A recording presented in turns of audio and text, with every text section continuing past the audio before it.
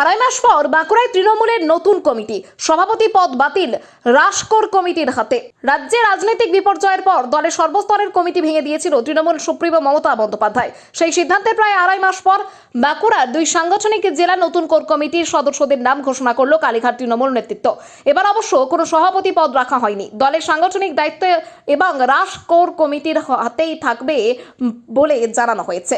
রবিবার বাঁকুড়া জেলা তৃণমূল ভবনে দলের বর্ষিয়ান নেতা সুব্রত দরিপা, প্রাক্তন বিধায়ক অলোক মুখার্জি এবং সুখেনবিদের উপস্থিতিতে বাঁকুড়ার দুই সাংগঠনিক জেলার কোর কমিটি ঘোষণা করা হয়। বাঁকুড়া জেলায় পরিচালিত হবে। দুটি যে সাংগঠনিক জেলা আমাদের বিগত দিনে ছিল, সেইভাবেই আগামী দিনেও এই দুটি সাংগঠনিক জেলার মধ্য দিয়েই তৃণমূলের কর্মকাণ্ড পরিচালিত হবে। তো আমি আমাদের কাছে যে 14 জনের কমিটি রয়েছে বিষ্ণুপুর সাংগঠনিক জেলা, সেই 14 জনের কমিটি আমি ঘোষণা করছি।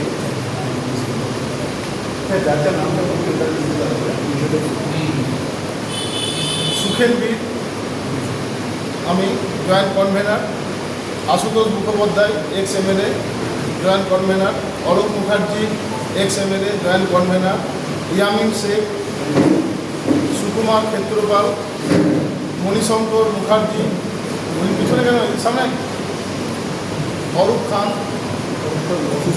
অসুস্থ আছেন, আসতে পারেনি, উত্তম বীর, সোমনাথ মুখার্জি আসছে, ওরা ইউসুফ মণ্ডল, গীতা মুখার্জি, অর্জিতা বীর, ধবল কান্তি সিংহ এবং বিধান সিং। এই 14 জন আমাদের সর্বভারতীয় তৃণমূল কংগ্রেসের জয়েন্ট সেক্রেটারি ভোলা সেন তিনি সাইন করেছেন। বাঁকুড়া সাংগঠনিক জেলার সুব্রত দরিপা এবং মোহন করকে আহ্বায়ক করে মোট 17 সদস্যের কোর কমিটি গঠন করা হয়েছে। অন্যদিকে বিষ্ণুপুর সাংগঠনিক জেলার সুখেনবিদ আশুতোষ মুখার্জি এবং অলোক মুখার্জিকে আহ্বায়ক করে 14 সদস্যের কোর কমিটি ঘোষণা করা হয়েছে। তৃণমূল নেতৃত্বের দাবি, সভাপতি কেন্দ্রিক সাংগঠনিক কাঠামোর পরিবর্তে এবার সম্মিলিত নেতৃত্বের মাধ্যমে দল পরিচালনার উপর জোর দেওয়া হচ্ছে। কোর কমিটির সদস্যদের হাতেই সাংগঠনিক সিদ্ধান্ত এবং দলের ভবিষ্যৎ কর্মসূচি পরিচালনার মূল দায়িত্ব থাকবে। আমরা সর্বভারতীয় তৃণমূল কংগ্রেস বাঁকুড়া জেলার সমস্ত নেতৃত্বরা আজকে আমরা তৃণমূল ভবনে উপস্থিত হয়েছি। আপনাদের সকলকে, সাংবাদিক বন্ধুদের আমরা স্বাগত জানাই। আজকের আপনাদের এই প্রেস মিট আমাদের সর্বভারতীয় সভানেত্রী মমতা বন্দ্যোপাধ্যায়ের নির্দেশে আমরা আজকে আপনাদের আহ্বান করেছি। আমাদের বাঁকুড়া জেলার যে কমিটি ছিল, যে সাংগঠনিক কমিটি ছিল, সেই কমিটি নির্বাচনের ফলাফল ঘোষণার পর সারা বাংলার সাথে বাঁকুড়া জেলার কমিটিও ডিজলভ, সমস্ত ধরনের কমিটি ডিজলভ করে দেওয়া হয়েছে। পরবর্তীকালে আমাদের প্রায় 2-3 মাস হলো কোনো কমিটি ছিল না। আমাদের 13 তারিখে মমতা বন্দ্যোপাধ্যায় আমাদের আহ্বান করেছিলেন।